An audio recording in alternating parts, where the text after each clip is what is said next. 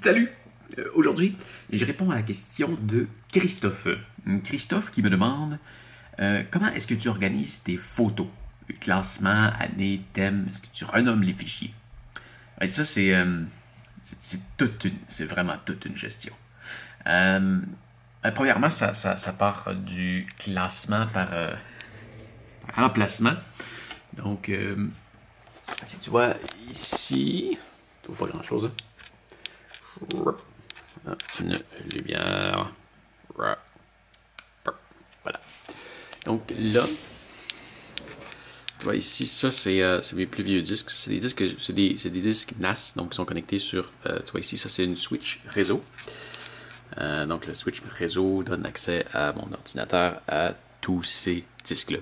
La raison pour laquelle j'utilise pas des disques USB, c'est que je devrais connecter les disques un à la fois dans mon ordinateur et ben, comme tu vois, il y a plusieurs disques. Alors ça ferait plusieurs disques à connecter à mon ordinateur et ça me donne aussi l'avantage que si j'ai besoin d'accéder à des fichiers qui sont là-dessus sur mon ordinateur portable, ben, tous les ordinateurs qui sont sur mon réseau ont accès à ces fameux disques-là, ce qui est génial.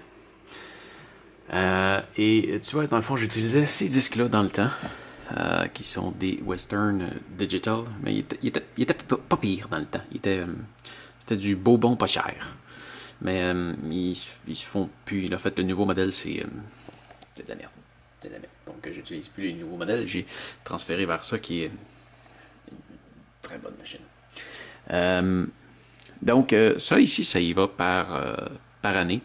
Tu vois, ici, je sais que ces deux disques-là, c'est, disons, 2015 et avant. Un peu mélangé. Ici, je sais que je vais à peu près de 2015, fin 2015 à 2018-19. J'ai des disques de 4 TB et après ça, je me suis mis à filmer beaucoup plus. Donc maintenant, je sais que tout est là-dedans. Et là, dans le fond, ici, bon, 2019, 2020 est ici, 2021 est dans celui-là. Et dans celui-là, en ce moment, il n'y a pas de disque. En fait, lui, ici, c'est un disque temporaire. Donc, quand j'ai des gros fichiers, disons que je fais un time-lapse. Si je fais un time-lapse, ça fait des énormes fichiers parce que ça prend ma caméra qui est juste ici. Elle prend des photos en RAW à 100. C'est 60. Je suis plus certain en mégapixels, mais c'est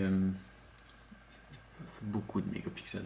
C'est du 60 ou c'est du 100? Je suis plus certain que c'est énorme en mégapixels. Mais bref, ça fait oui, c'est ça, je pense que c'est 60 quelques mégapixels. Mais ça fait des photos de 120 à 150 MB par photo. Alors quand je me retrouve avec une série de 300, 500, 1000 photos, avec ça, ça fait des gros fichiers. Alors je les garde sur un disque temporairement et après ça, je les supprime quand j'en ai plus besoin. Ou en fait, je garde la version compressée, la version JPEG. Parce que à un moment donné, ça coûte quelque chose, garder des données. Donc, tous ces disques-là, tu vois, ici, sont accessibles. Tu vois, je les ai classés ici, là, les adresses IP qui sont de 192.168.190. 190, c'est le numéro 1 là. Et on monte ensuite jusqu'à celui-là, au Synology qui est à 193. Ensuite de ça, à l'intérieur des disques, tu vois, j'ai plusieurs choses ici. Tu vois, YouTube stuff.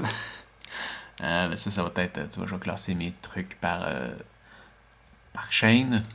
Mais bon, ça, c'est pas vraiment les images que j'ai tournées. Ça, c'est plus les capsules de formation. Ça, c'est toutes les vidéos, une fois qu'ils sont terminés, qui vont se retrouver là-dessus parce que je les garde toutes en backup. Si jamais YouTube s'efface ou si jamais on doit éventuellement, dans plusieurs années, passer à une autre plateforme que YouTube, parce que, disons, éventuellement, il pourrait en avoir une meilleure, ben là, je vais être prête à changer de plateforme. Mais ça, c'est tous les fichiers, disons, terminés de chacune de mes vidéos. Tu vois, bon, disons, il y a les vlogs aussi, bon, les vlogs de la Gaspésie, de la Scandinavie.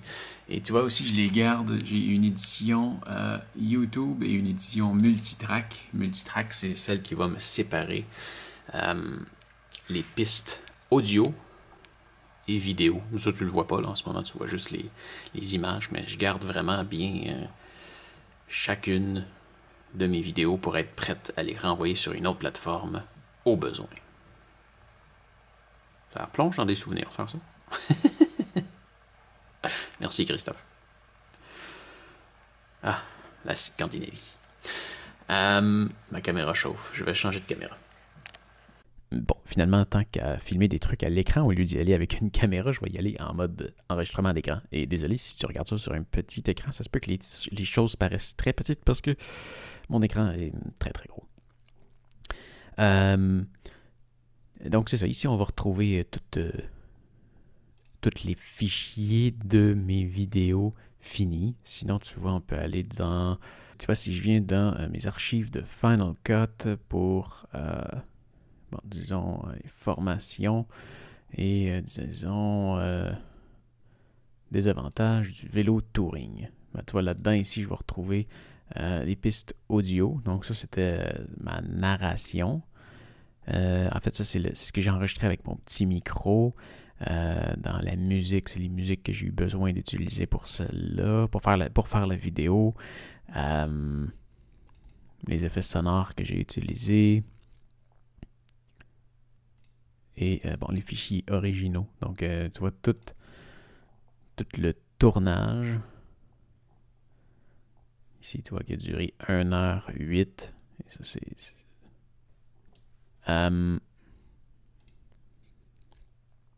Voilà. Mais sinon, si on veut, ce que j'ai de plus important, ça va se retrouver dans le dossier événements. Et là, tu vois, ça va être classé par lieu. Donc, disons, ce qui a été tourné dans les Adirondacks, ce qui a été tourné dans ma ville, ce qui a été tourné en Scandinavie. Donc là, après ça, ça va être classé par jour. Donc là, je sais à peu près où j'étais rendu à chacun des jours dans ma tête. Donc, je vais aller rechercher les images de là. Ensuite, ils vont être classés par caméra. Donc, qu'est-ce qui a été tourné avec la GoPro, le drone, ma grosse caméra, ma petite caméra. Donc là, est-ce que j'ai filmé quelque chose avec ma GoPro cette journée-là? Oui. Alors, bon, ça a été ça. Et bon, il y a plein de parties là-dedans qui sont pas forcément bonnes. Qu'est-ce qui a été tourné avec le drone?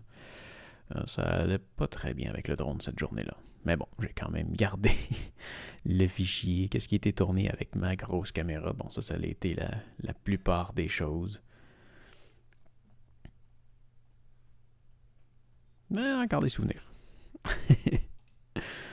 Ouais, donc tout est classé essentiellement par disque, qui correspond à des années, et ensuite par événement. De toute façon, on est dans 192, tantôt je disais à peu près dans les alentours de 2010. Et je vais aller ici dans événements, et c'était la même chose que tantôt. Est-ce qu'on veut reculer plus loin? 91. Public. Pascal. Événement. Encore là. Adirondack. Là. Cavazona. Ça, tu vois, c'est Californie. Va. Je me souviens pas. Mais bref, ça, c'était mon trip aux États-Unis. Californie. Vegas. Je me souviens pas pourquoi va. Cavazona. Les Zona, c'était pour Arizona. Le va. Je me souviens pas c'était pourquoi. Le va. Ouais, ensuite, tout est classé par... Bon, disons, j'ai eu des images qui venaient de ma douce. Donc, ça, c'était sur son cellulaire. Ensuite, c'est classé par jour. Donc, le jour 4 à San Francisco, ce qui a été tourné avec la petite Sony. Donc, là, il va y avoir des photos d'étoiles.